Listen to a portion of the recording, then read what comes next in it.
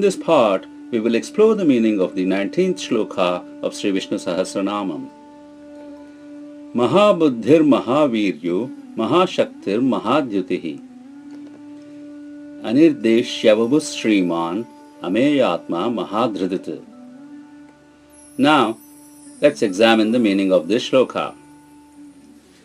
Mahabuddhihi means one who has infinite knowledge. Sri Adi Shankara explains this term as Buddhimatam api buddhimatvat mahabuddhihi, meaning he is intellectually sharper than the sharpest. In the Bhagavad Gita, chapter 7, verse 10, Bhagavan says, Buddhir buddhimatam asmi. I am the intellect present in the intellectuals. Sri Parasara Bhattar points out that he is Mahabuddhihi because his knowledge does not depend on his sense organs or any external aids. He sees, hears and senses all at the same time without the need for any of the sensory organs. This aspect is supported by several passages in the Shruti.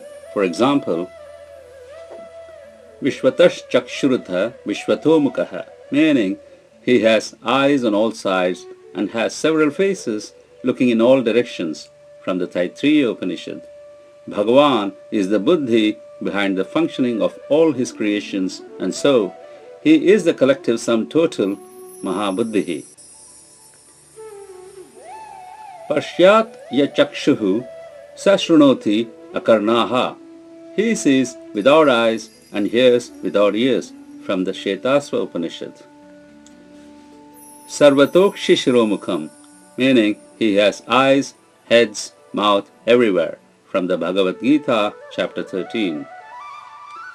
Acharya Nadamuni says, Yo vetti yagapat sarvam pratyakshena sadashvataha, meaning he sees directly by perception and of his own accord all things simultaneously. The dhatu word from which this nama is derived is buddha jnane, meaning to know, to understand. Bhagavan is the Buddhi behind the functioning of all his creations, and so he is Mahabuddhihi. Sri Satyadevo Vasishtho points out that the behavior of each and every entity of the universe is indicative of the knowledge that he has invested in them. The establishment of the stars and planets in their respective positions and orbits is a striking example of the great intellect or Mahabuddhi of Bhagavan in action. Sri Radha Krishna Shastri points out that Buddhi is the most important of the four Antakarnas, or the inner faculties of the human being. Buddhi chooses between the options provided by Manas, or the mind, taking into account the memories of all previous experiences provided by Chittam, the thought, before Ahankaram, or the ego, takes over and executes the action. If the Buddhi makes a poor choice, it is a sign of an Alpa Buddhi or a petty intellect. If the Buddhi always makes noble choices, then it is Mahabuddhi, which is what the Bhagavan epitomizes. The magic of creation of the multitude of beings and those being held together as a functional entity is beyond the knowledge of anyone else but him. His Mahabuddhi is evident in many things we see, like the spider spinning its web, or the large Vanthi plant, also known as Thotta Siningi in Tamil, which wills on touch, are all examples of the wonders of his jnana, that is Mahabuddhi.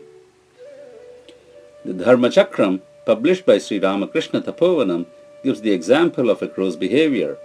When a crow is chased by a small child, it just displays minimal effort to get away. If a grown-up person chases it with a stick, it takes a little bit more effort to fly. If a person with a gun appears, the crow will be nowhere to be seen. Only the Mahabuddhi could have given the crow this level of intellect, which further gets transmitted in an unending chain, demonstrates the knowledge Bhagavan has invested in his creations. Mahaviryaha means one who has immense force. He is Mahaviryaha because he remains unchanged, unlike everything else which changes with time. Just as flowers give out their fragrance to all their surroundings with no effort on their part, Bhagavan performs all his acts with little effort, and this is an indication of his virya. Sri Adi Shankara says, Jagat Utpatti Karanam Avidya Lakshanam Viryam Asya iti Mahaviryaha. The unknown force behind the creation of this universe is nothing but an evidence of the great virility of Bhagavan. Swami Chinmayananda points out that Virya is the essence of all dynamism or the creative urges, and he is Mahavirya because he is the driving force from whom alone all the dynamism for creation can manifest. Sri Radha Krishna Shastri explains that Viryam is the quality of achieving one's objective no matter how difficult it is. Bhagavan's first accomplishment, the creation of this universe from the Prakriti or primordial matter, is the result of his Virya.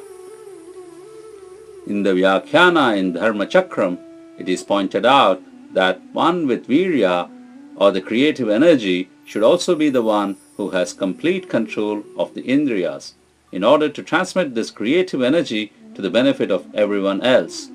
Viewed from this perspective, the Lord is the only one who can be called the Mahavirya.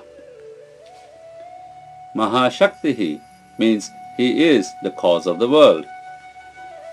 Sri Adi Shankara describes the basic meaning as Mahati Shaktihi Samarthyam Asya Asti iti Mahashaktihi, meaning he is Mahashaktihi because he is the great storehouse of energy with the power to act and has the necessary skills for such actions.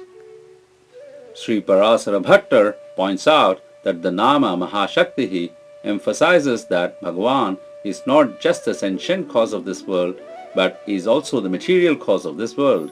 That is, he is not only the brain behind the creation, but he is also the cause which resulted in the physical creation of this world from the Prakriti. Swami Chinmayananda follows up on this and indicates that he is Mahashaktihi because he is the cause of the interplay of the three Shaktis. The Kriya Shakti is the power of action, the Ichha Shakti, the power of desire, and the Jnana Shakti, the power of knowledge. All these three powers go into the creation of the universe. Just like a spider produces a web from within itself, the Lord creates the world from within him. Sri Satyadeva Vasishtha interprets the meaning to be similar to Mahabhala, Mahotsahaha, etc. As pointed out under the previous Nama, he uses the mighty power for the good of the world, and every instance of this might should remind us of his Mahashaktihi. Mahadhyutihi means one who has great splendor or effulgence. Sri Adi Shankara defines this as Mahati Dhyutihi Bahya Abhyantara Cha Asya Asti iti Mahadhyutihi. He is endowed with great brilliance both internally and externally.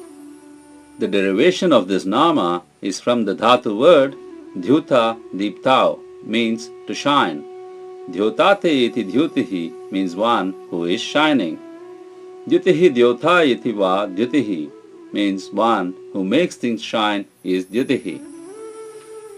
Upanishads call him Swayam Jyotihi, meaning he is source of his own brilliance, and Jyotisham Jyotihi, meaning he is the light that powers all lights.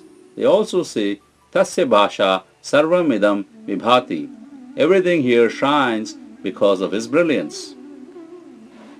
Sri Parasara Bhattar explains that this nama indicates that Bhagavan does not require any external help for any of his actions, and the great splendor or the tejas in his appearance reveals this.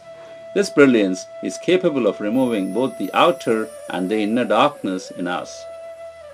The tejas of the sun and the shining of the precious jewels are but a tiny part of the tejas of the Lord. This tejas of the Lord is so pleasing to his devotees and so frightening to his enemies. You may recall the description of Narasimha Avatar, where we emphasize this point of his brilliance. Sri Satyadeva Vasishtha gives the following Yajurvedic mantras to support the point that all that shines in this world is because of his effulgence. Yasthe divisurye mahima sambhabhuva tasmai mahimne prajapataye devebhya swaha. Yaste nakshatreshu chandramasi mahima sambhabhuva tasmai te mahimne prajapataye devebhyah swaha. Sri Radha Krishna Shastri points out that a total of 43 names in the Sri Vishnu Sahasranamam start with the word Maha. Of these, the last 6 namas refer to Bhagavan's qualities of overlord, strength, knowledge, virility, power, and effulgence. The combination of these 6 qualities is what makes Bhagavan the Mahamaya, or the one who performs the wonderful acts which are his Leelas. Now, let's look at one of his Leelas with the story of Thirumaisai Arvar. The name of this Arvar comes from his birthplace, Thirumaisai, which is a suburb near Chennai. He was born to Bhargava Maharishi and his wife Kanakangi after an unusually long pregnancy term of 12 months. The fetus came out as a lifeless lump of flesh with no arms and legs. The couple were terribly depressed and with a heavy heart reluctantly left it under a bamboo bush and proceeded on their spiritual journey. Lord Vishnu appeared with his consort and blessed the flesh with their Divya Katakshan and gave it life, and a beautiful infant was born. He was later picked up affectionately by a tribal named Thiruvalan. A really blessed couple, Thiruvalan and Pankajachalvi, were overwhelmed by the grace of God. They were overjoyed with the gift of a baby looking like a Swarna Vigraham or golden idol. However, they were depressed by an unusual phenomenon, the child not drinking milk, eating food, or expelling any waste. This news spread, and a lot of people visited them to be blessed by this divine child, who was developing like any other child but without any intake. One day, a simple-looking, devoted elderly farmer couple paid them a visit, and they brought some cow's milk with them. The lady affectionately placed the baby on her lap and offered the milk, saying, "Oh, our beloved Thirumaisaiye, the one who came amidst us by the grace of Sriman Narayana. Please take this milk and remove our worries, dear." And the baby started to drink. After that day, they came regularly to offer the milk to the baby, and on one such occasion, the baby Arva signaled the elderly couple to drink the leftover milk. The moment they drank the milk, they regained their youth, a miracle by the divine Arvar, who was none other than Chakrayuda, an avatar of Sudarshana Chakra or discus of Sri Mahavishnu. The young couple were later blessed with a male child called Kanikannan, who became a close friend and an ardent disciple of Thirumaisai Arvar. Thirumaisai Arvar decided to learn about other religions and studied Buddhism, Jainism, Shaivism, and other literature. Much later, Peyarva debated with him and showed him evidences from Vedas and Smritis. He finally initiated him to the Vaishnavite philosophy and named him Bhaktisarar. Bhaktisarar visited many temples and came to Tiruveka, the present-day Kanchipuram, which is also the birthplace of Bhudattarvar. He was allured by the beauty of the Lord and decided to stay there for some time. Thirumaisai Arvar sang this verse: Sakyam Katrum Samanam Katrum Sankaranar Akiya Agama Arindom Bhaktiyal Sengat Karyanai Serdom Yam Titilame Yengat Karyat Undril. Meaning, we had learned Sakyam or Jainism, Samanam or Buddhism, and the Agamic scriptures by Lord Shankara or Shiva, and due to sheer grace, we landed at the feet of Thiruvengadattan. Kanikannan too joined Bhaktisarar and served him as an ardent disciple. There was also an elderly unmarried lady who was very devoted to the Arvar and served him wholeheartedly. Arvar was greatly impressed by her indefatigable service and devotion. He appreciated her profusely, and the lady was moved and regretted that she joined him at this old age. Lamenting she was unable to join while she was young, which should have allowed her to serve him for many more years.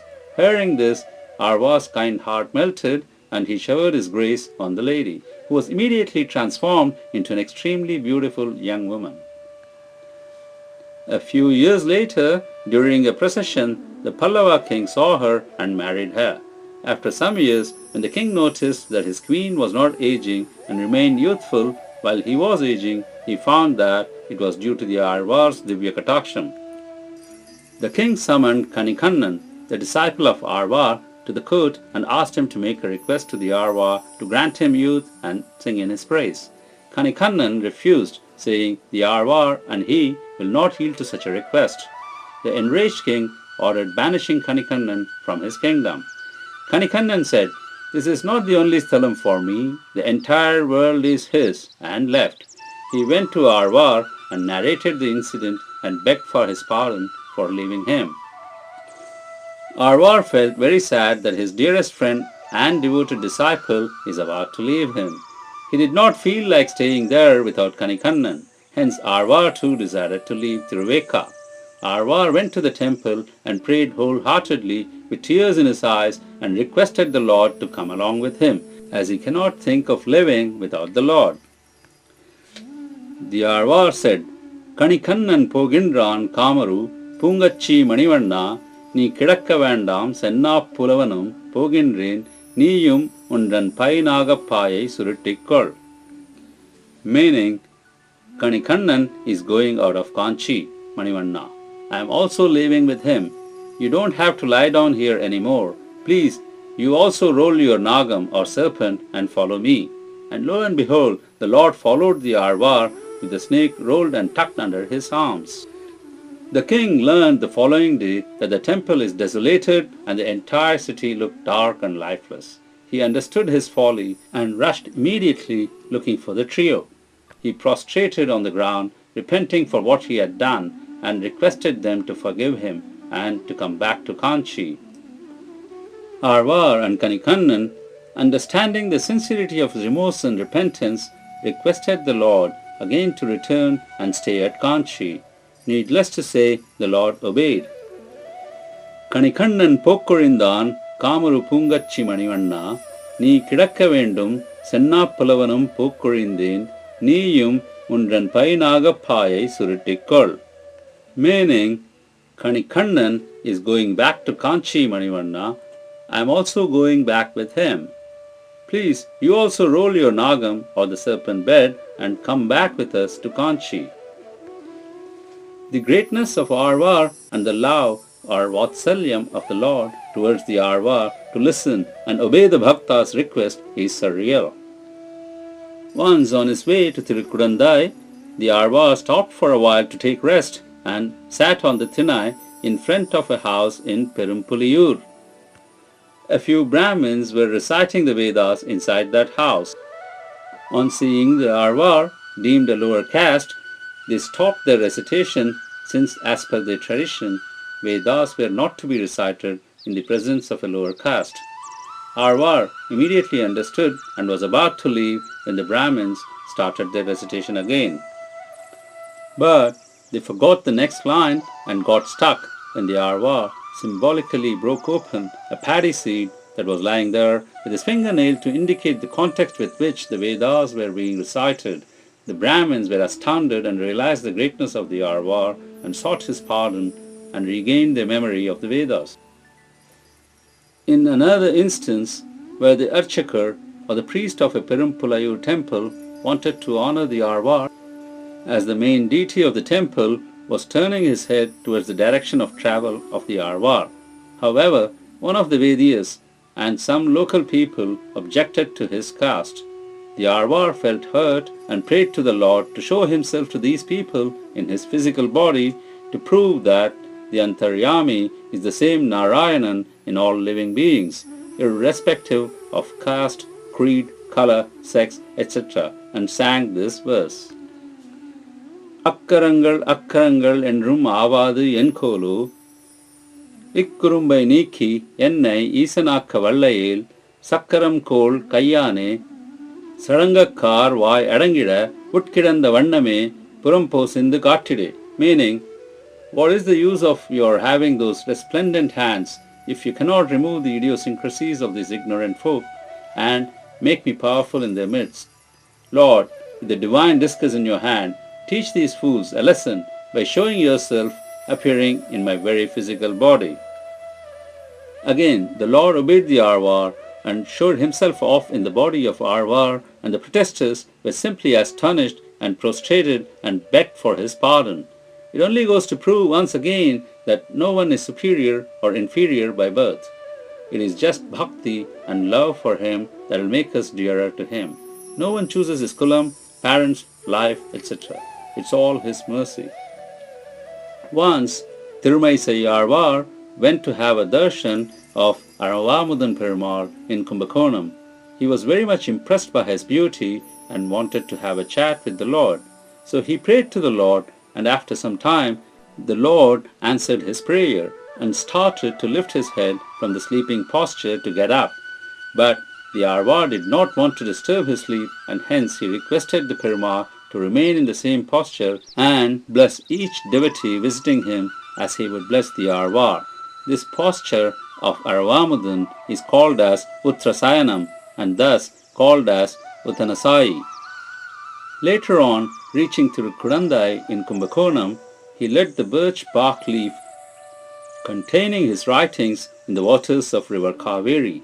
The leaf floated back to him holding his works, which came to be known as Tiruchanda Viruttam, a poem of beautiful verses in which he sang the following beautiful verse. நின்றது எந்தை ஊரகத்து இருந்தது எந்தை பாடகத்து அன்று வேக்கணை கிடந்தது எண்ணில்லாத முன்னெல்லாம் அன்று நான் பிறந்திலேன் பிறந்தபின் மறந்திலேன் நின்றதும் இருந்ததும் கிடந்ததும் என் நெஞ்சுள்ளே. Meaning, before I was born, he was standing in Uragam, was sitting in Paragam, and was lying down in Tiruvekka. At that time, I was not born with wisdom. And once I was born with this wisdom, I never forgot. Therefore, the Lord left all those places and has taken a permanent abode in my heart.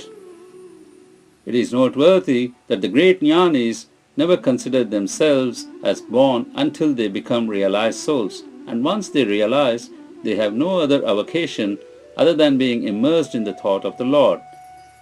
Tirumai Arvar became an exemplary Sri Vaishnava Acharya and spent many years meditating on Tiruvallikeni Parthasarathi Perumal.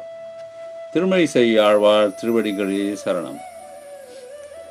Anirdeshyavaphu means he who possesses an indescribable body. Nirdesha means to define something with certainty. So Anirdesha refers to something which cannot be defined or classified with certainty. Vapuhu means sharira or body. So putting these two terms together, Anirdeshyavaphu means someone whose body cannot be described or defined with certainty. Sri Adi Shankara says effusively, Idam taditi nirdeshthum yatna shakyate parasmai swasam vedyatvat anirdeshyam vapuhu asya iti anirdeshyavaphu. Meaning, he is the one whose body cannot be identified with any known object. Only he knows it and nobody else. In the Lalita Trishati, we also have Etat Taditi Anirdeshya as one of the 300 names of Lalita. All beings with a body as we know it are formed from the 5 elements, namely earth, water, air, fire and space. But Bhagwan's body is quite different, as it is formed from the 6 Mahagunas of Jnana, omniscience, Aishwarya, sovereignty, Shakti, power, Bala, strength, Virya, vigor, and Tejas, splendor. He becomes whatever he wants to become. He is pure effulgence, pure knowledge, pure power, pure lordship incarnate, etc. In the Vishnu Purana, we have Rupa Varnadi Nirdesha Viseshana Vivarjitaha. Regarding his color, form, etc., there is nothing that can be compared with them. Sri Radha Krishna Shastri remarks in his commentary that the Mahagunas cannot be visualized by the meager knowledge that we possess, and it is only by the inner experience that he can be realized. Swami Chinmayananda points out that he is the knowledge through which we can describe everything else, but he himself cannot be described. To give a parallel, the eye can see others, but the eye cannot be used to see itself except through reflection. Sri Satyadevo Vasishtha uses this latter approach and gives a meaning for Anirdeshyabapu as one who cannot be easily described, and it is he who plants the seed for this universe. He indicates that the word Bap, Bapu, etc., father in Hindi is derived from a colloquial derivative of Vapu.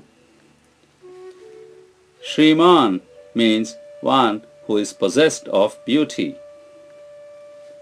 Sri Adi Shankara defines this as Aishwarya Lakshana Samagra Shrihi Yasya Saha Shriman.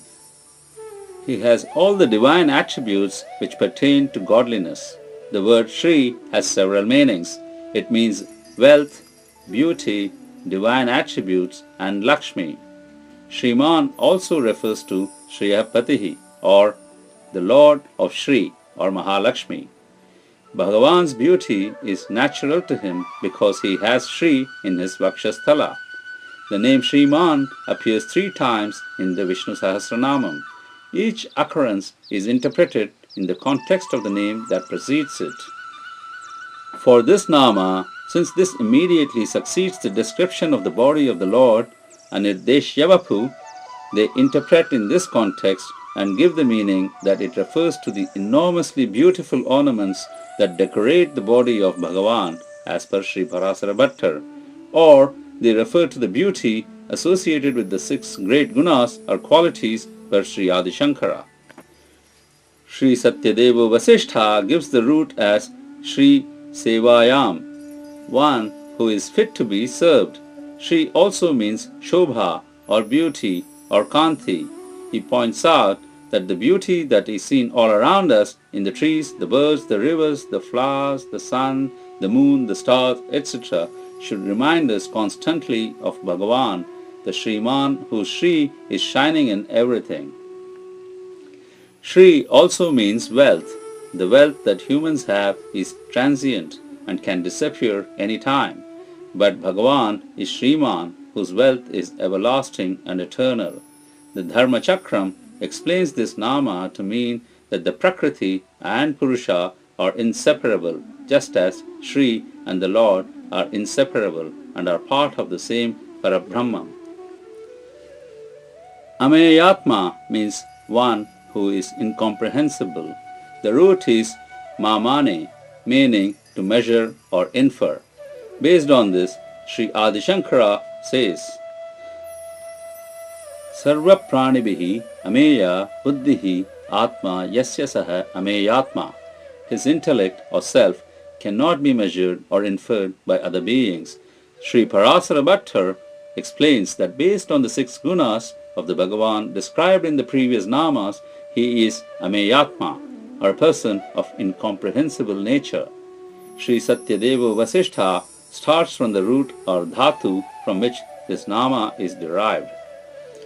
Mamane means to measure or to compare with. Matum arhaha meyaha, namatum arhaha ameyaha. Here Atma refers to Swarupam.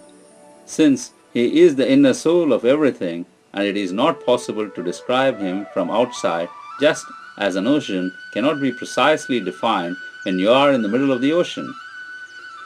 Mahadhridit means the bearer of great mountain. Mahadhridit means someone who carried a mountain on his head.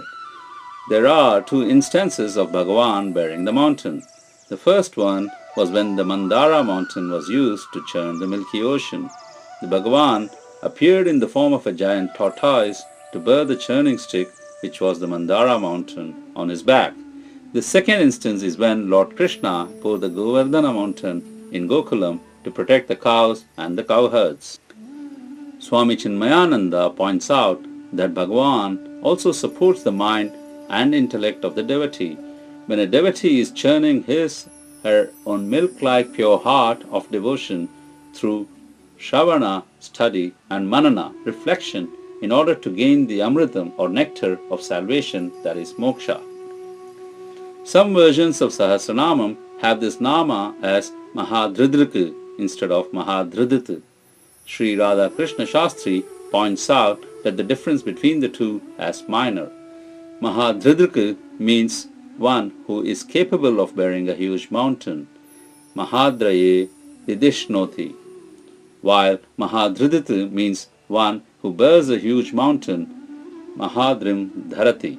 So the difference between the two is very minor. Hari Om Tat Sat.